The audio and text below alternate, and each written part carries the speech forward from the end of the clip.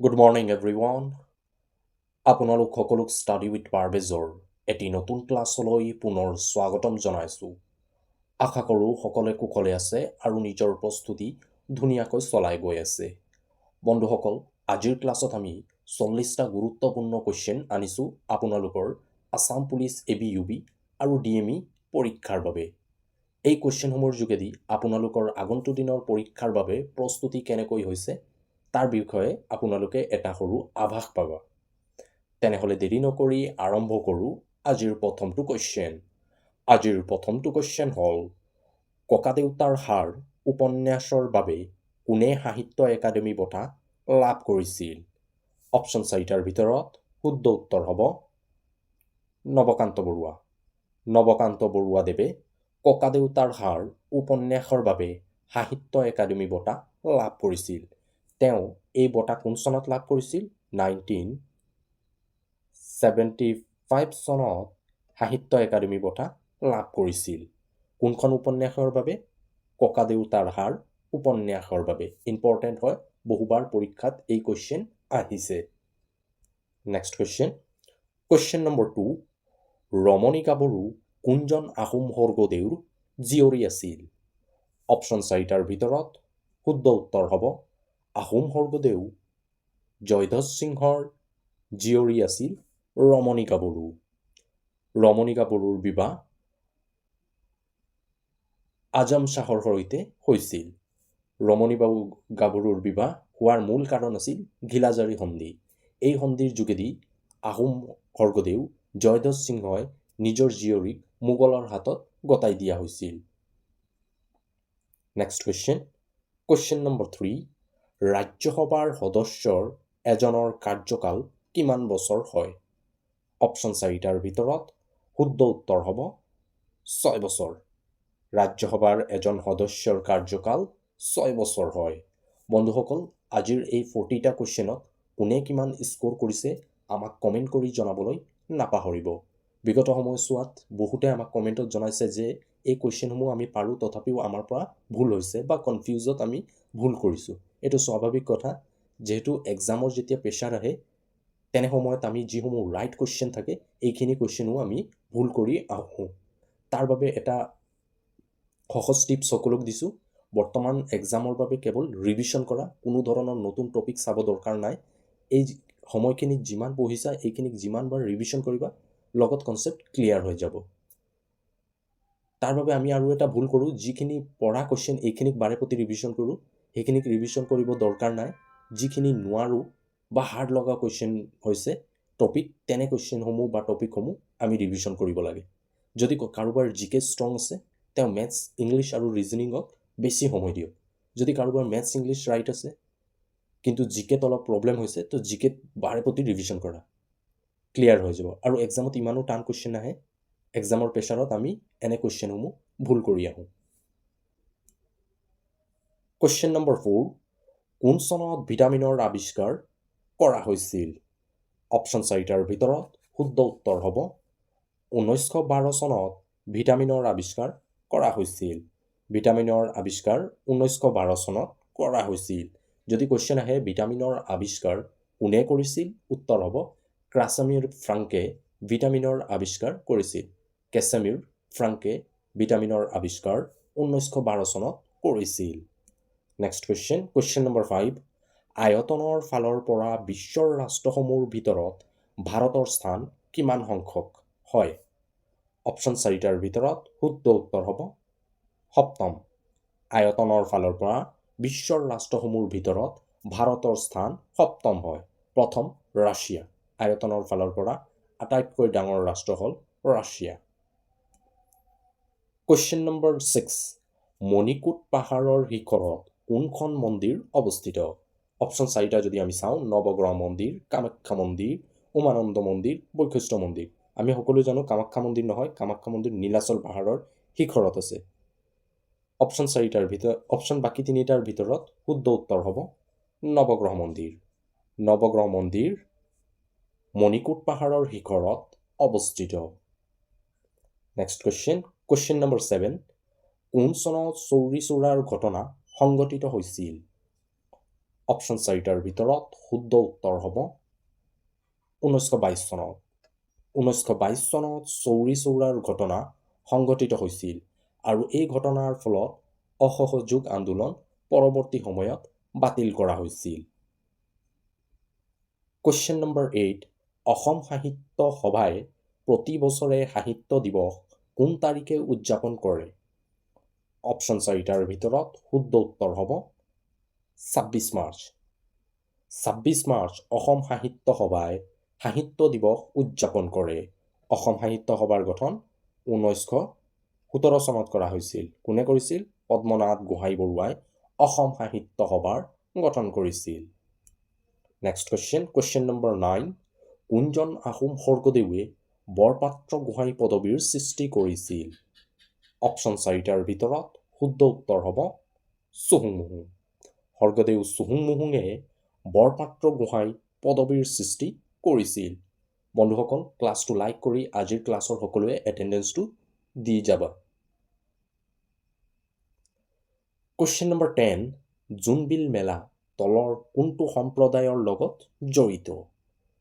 Option চাৰিটা যদি আমি চাওঁ, বড়ো জনগোষ্ঠী, মিচিং জনগোষ্ঠী, তিৱা জনগোষ্ঠী, দেউৰী জনগোষ্ঠী। শুদ্ধ উত্তৰ হ'ব তিৱা জনগোষ্ঠী। জোনবিল মেলা তিৱা জনগোষ্ঠীৰ লগত জড়িত। এই মেলা ক'ত অনুষ্ঠিত হয়? উত্তৰ হ'ব মৰিগাঁৱত জোনবিল মেলা অনুষ্ঠিত কৰা হয়। কুৱেশ্যন নম্বৰ 11, কোনজন কবিক বিপ্লৱী কবি নামেৰে জনা যায়? অপশ্যন চাৰিটাৰ ভিতৰত শুদ্ধ উত্তৰ হ'ব প্ৰসন্নলাল চৌধুৰীক বিপ্লৱী কবি নামেৰে জনা যায়। ইম্পৰ্টেণ্ট কুৱেশ্যন হয়, বহুবাৰ এই কুৱেশ্যনটো পৰীক্ষাত আহিছে।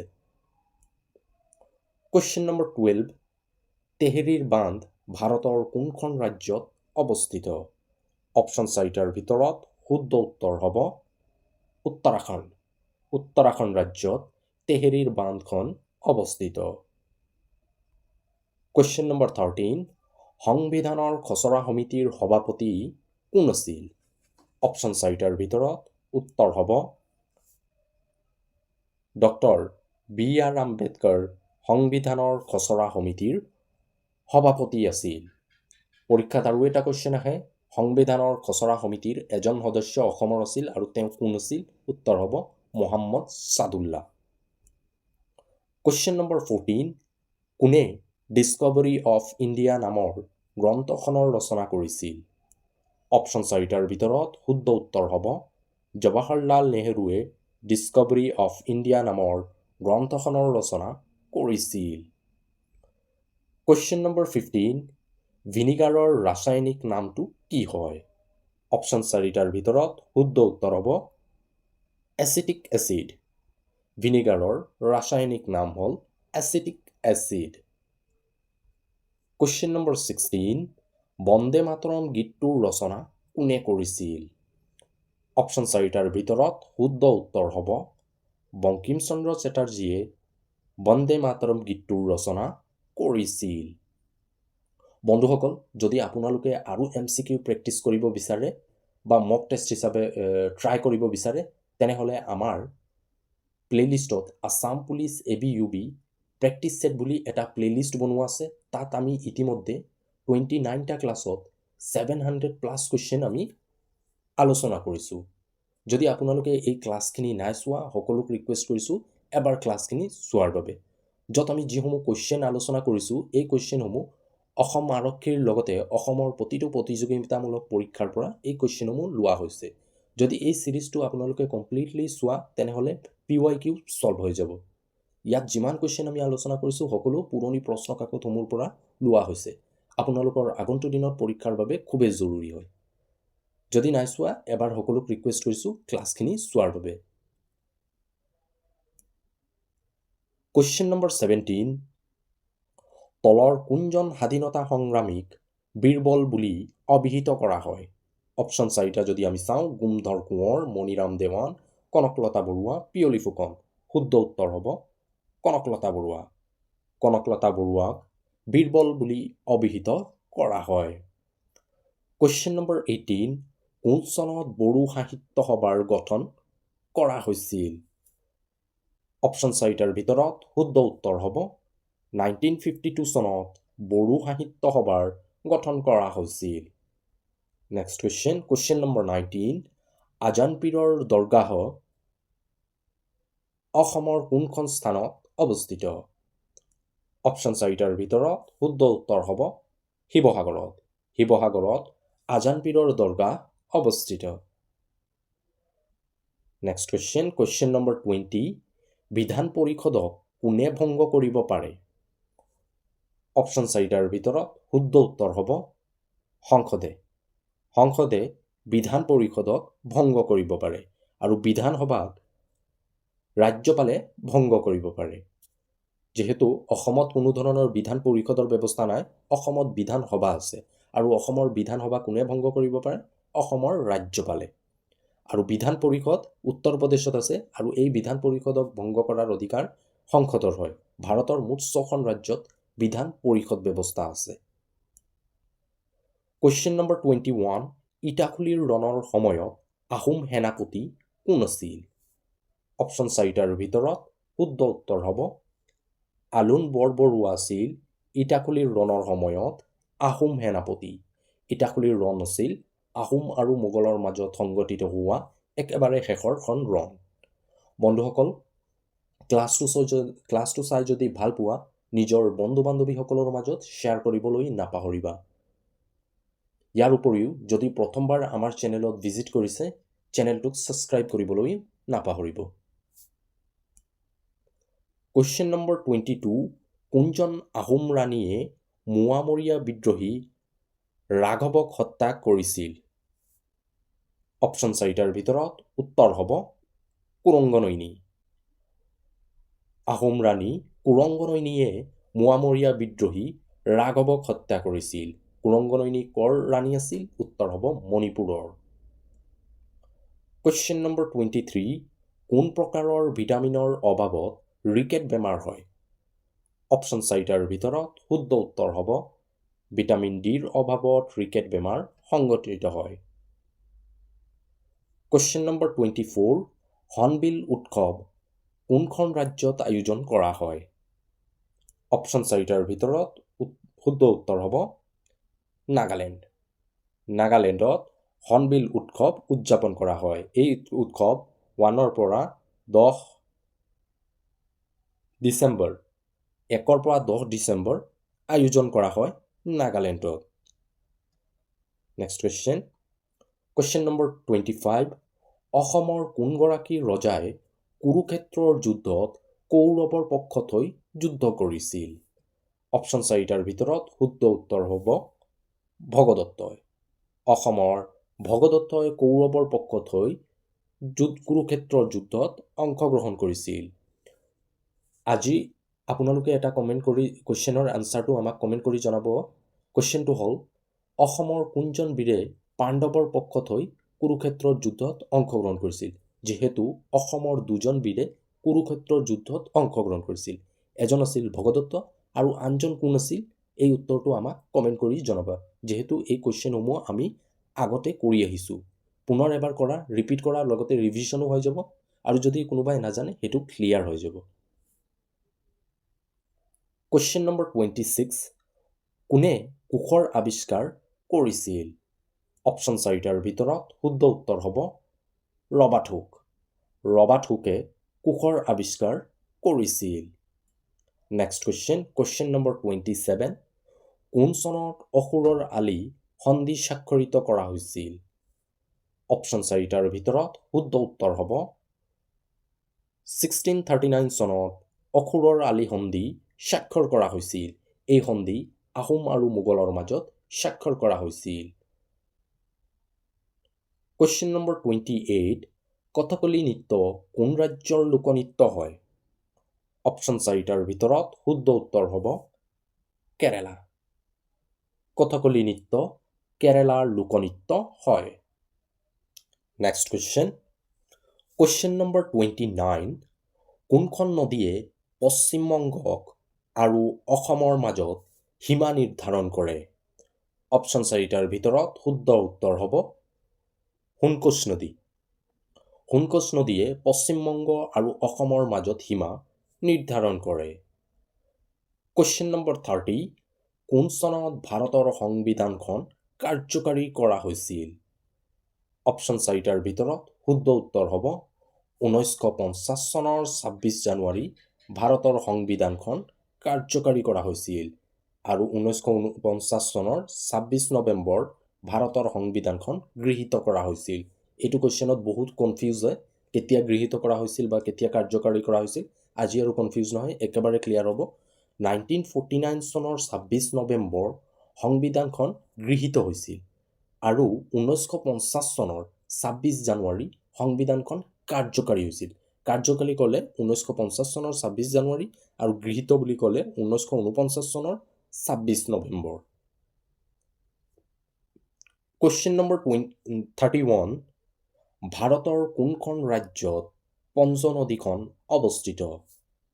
অপশ্যন 4টাৰ ভিতৰত শুদ্ধ উত্তৰ হ'ব পাঞ্জাৱত। ভাৰতৰ পাঞ্জাৱত পঞ্জ নদীখন অৱস্থিত। কুৱেশ্যন নম্বৰ 32 প্ৰথমখন জৈন মহাসভা কোনখন স্থানত আয়োজন কৰা হৈছিল?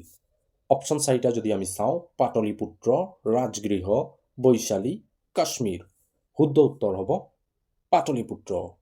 পাটলিপুত্ৰত প্ৰথমখন জৈন মহাসভা আয়োজন কৰা হৈছিল।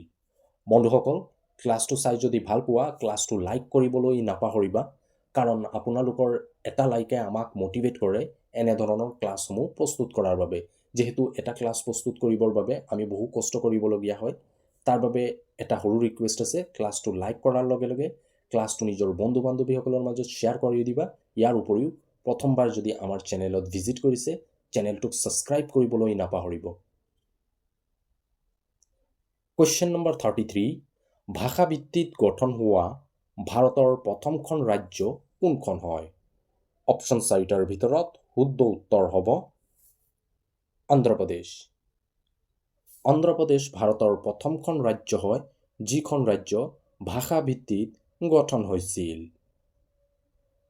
কুৱেশ্যন নম্বৰ 34 অনুৰাধা শৰ্মা পূজাৰীৰ বিখ্যাত গ্ৰন্থ মেৰেং তলৰ কাৰ জীৱনৰ আধাৰত নিৰ্মিত? অপশ্যন 4টাৰ ভিতৰত শুদ্ধ উত্তৰ হ'ব ইন্দিৰা মিৰি। ইন্দিৰা মিৰিৰ জীৱনৰ ওপৰত আধাৰিত এই মেৰেংখনৰ ৰচনা কৰিছিল অনুৰাধা শৰ্মা পূজাৰী।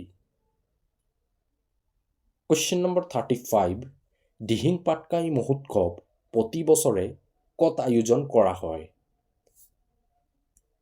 আমাৰ ঘৰৰ একেবাৰে ওচৰতে হয়। শুদ্ধ উত্তৰ হ'ব লেখাপানী। লেখাপানীত প্ৰতি বছৰে দিহিং পাটকাই মহোৎসৱ অনুষ্ঠিত কৰা হয়। আমাৰ ঘৰৰ পৰা হাৰ্ডলি 10 या 15 কিলোমিটাৰে হ'ব, তাতকৈ বেছি নহয়, একেবাৰে ওচৰ হয়। আৰু প্ৰতি বছৰে দিহিং পাটকাই মহোৎসৱ লেখাপানীত আয়োজন কৰা হয়। কুৱেশ্যন নম্বৰ 36 কোনখন জিলাৰ পৰা পৃথক হৈ মাজুলী নতুন জিলা হিচাপে গঠন হৈছিল? অপশ্যন 4টাৰ ভিতৰত শুদ্ধ উত্তৰ হ'ব যোৰহাট জিলাৰ পৰা পৃথক হৈ মাজুলী জিলা নতুন জিলা হিচাপে গঠন হৈছিল।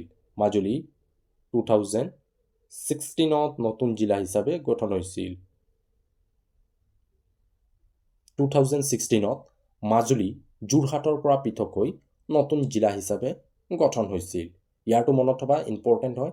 আৰু কোনখন জিলাৰ পৰা পৃথক হৈ নতুন জিলা হিচাপে গঠন হৈছিল, কাৰণ এই কুৱেশ্যন বিগত সময়ছোৱাত পৰীক্ষাত আহি গৈছে। কুৱেশ্যন নম্বৰ 37 কোন চনত ভাৰত চৰকাৰে প্ৰজেক্ট এলিফেণ্টৰ আৰম্ভণি কৰিছিল? অপশ্যন 4টাৰ ভিতৰত শুদ্ধ উত্তৰ হ'ব 1992 চনত ভাৰত চৰকাৰে প্ৰজেক্ট এলিফেণ্টৰ আৰম্ভণি কৰিছিল। অসমত হাতী সংৰক্ষিত বনাঞ্চল 5খন আছে। কুৱেশ্যন নম্বৰ 38 হৰ্ষচৰিত্ৰৰ ৰচনা কোনে কৰিছিল? অপশ্যন 4টা যদি চাওঁ তুলসীদাস, গুলবদিন বেগম, কালিদাস আৰু বাণভট্ট। শুদ্ধ উত্তৰ হ'ব বাণভট্ট। বাণভট্টই হৰ্ষচৰিত্ৰৰ ৰচনা কৰিছিল। নেক্সট কুৱেশ্যন নম্বৰ 39 অসমৰ বৰ্তমান কিমানখন ৰাষ্ট্ৰীয় উদ্যান আছে? অপশ্যন 4টাৰ ভিতৰত শুদ্ধ উত্তৰ হ'ব অপশ্যন চি অৰ্থাৎ 8খন। অসমত বৰ্তমান 8খন ৰাষ্ট্ৰীয় উদ্যান আছে আৰু 8মখন ৰাষ্ট্ৰীয় উদ্যান হ'ল চিকনাজলাও ৰাষ্ট্ৰীয় উদ্যান। এই ৰাষ্ট্ৰীয় উদ্যানখন কোকৰাঝাৰ আৰু চিৰাং জিলাত অৱস্থিত। কুৱেশ্যন নম্বৰ 40, লৰাবন্ধু নামৰ শিশু আলোচনীখনৰ সম্পাদক কোন আছিল? অপশ্যন 4টাৰ ভিতৰত শুদ্ধ উত্তৰ হ'ব গুণাভিৰাম বৰুৱা। গুণাভিৰাম বৰুৱা লৰাবন্ধু নামৰ শিশু আলোচনীখনৰ সম্পাদক আছিল। লৰাবন্ধু প্ৰথম অসমীয়া শিশু আলোচনী হয়।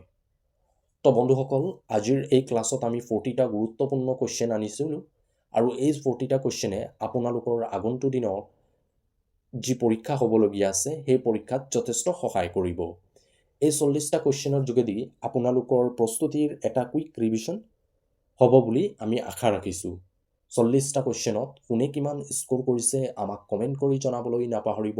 ইয়াৰ উপৰিও ক্লাছত যদি কিবা ডাউট থাকে এই ডাউটটো আমাক কমেণ্ট কৰিবলৈ নাপাহৰিব। যদি ক্লাছটো চাই ভাল পোৱা, ক্লাছটো নিজৰ বন্ধু বান্ধৱীসকলৰ মাজত শ্বেয়াৰ কৰিবলৈ নাপাহৰিবা। আজিৰ ক্লাছত এইখিনি আছিল। পুনৰ লগ পাম আমি আমাৰ এটি নতুন ক্লাছলৈ আৰু সকলোক ৰিকুৱেষ্ট কৰিছোঁ কিমান স্ক'ৰ কৰিছা আমাক কমেণ্ট কৰি জনাবলৈ নাপাহৰিবা। পুনৰ লগ পাম আমি আমাৰ অন্য এটি নতুন ক্লাছলৈ। আজিলৈ ইমানেই। Thank U.